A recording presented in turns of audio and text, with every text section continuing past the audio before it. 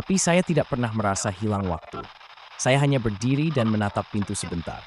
Lebih mengejutkan, selama 7 menit itu, kamera memperlihatkan bayangan hitam tinggi berdiri tepat di belakangku.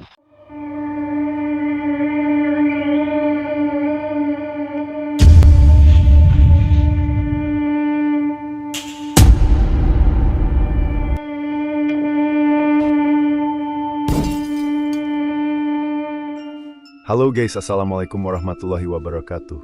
Jadi cerita kita kali ini dikirim oleh Pak Ginanjar, seorang petugas keamanan yang sudah bekerja di salah satu pusat perbelanjaan tua di Bandung sejak tahun 2009. Kisah ini terjadi sekitar tahun 2011 dan sampai sekarang masih ia ingat dengan sangat jelas.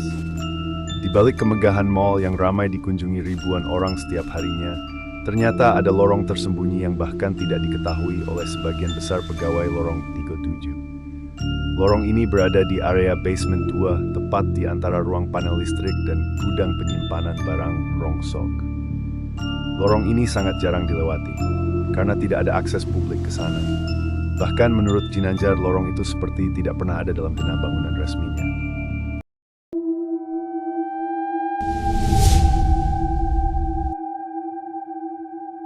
Suatu malam, sekitar pukul 2 dibu dini hari, saya sedang patroli rutin sendirian. Di basement 2, saya mendengar suara roda troli berdecit. Padahal sudah jelas tak ada aktivitas logistik malam itu. Saya pun mengikuti suara tersebut hingga ke ujung lorong penyimpanan. Dan di sanalah saya melihat pintu besi tua yang sudah berkarat. Pintu itu tidak pernah kulihat sebelumnya. Saya mengaku saat itu merasa seperti dipanggil. Bukan suara, tapi lebih seperti tekanan batin. Saya pun mendekat, menyenter ke pintu, dan dalam refleksi cahaya, saya melihat sesuatu, matanya sendiri berkedip satu kali lebih lambat dari gerak tubuhnya. Begitu saya menyadari, tiba-tiba pintu bergetar hebat, seolah ada sesuatu dari dalam yang ingin keluar. Saya pun kabur saat itu juga. Keesokan harinya, saya dan rekan saya mengecek CCTV area basement. Di pukul 02.07, kamera merekam saya berjalan ke arah pintu itu, lalu berhenti dan tiba-tiba menghilang selama 7 menit. Tidak ada jeda rekaman, tidak ada glitch, tapi saya tidak pernah merasa hilang waktu. Saya hanya berdiri dan menatap pintu sebentar.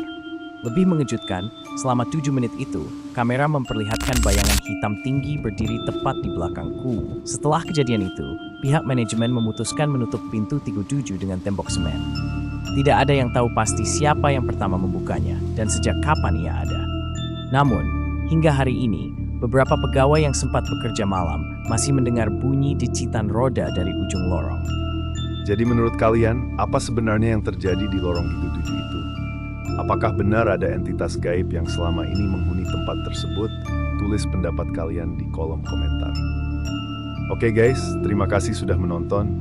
Jangan lupa untuk like, share, dan subscribe supaya kalian gak ketinggalan kisah-kisah lainnya.